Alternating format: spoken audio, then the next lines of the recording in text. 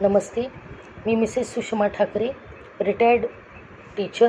काही वर्ष मी प्रिन्सिपल होते नागपूरला. काही वर्ष मिलिटरी स्कूलमध्ये देखील काम केलं आणि विद्यार्थ्यांना घडवलं.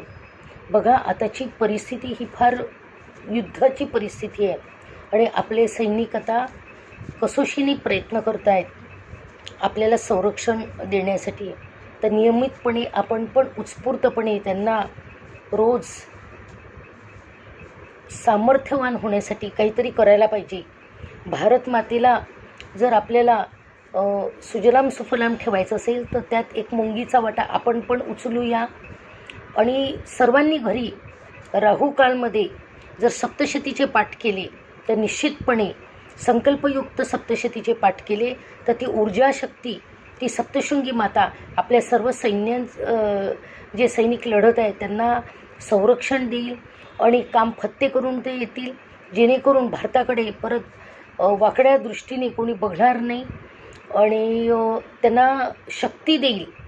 असं सर्वांनी प्रार्थना करायची, संकल्प करायचा आणि घरी राहुकालमध्ये तो संकल्प करून हे सप्तशतीचे पाठ करावे अशी मी सर्वांना विनंती करते.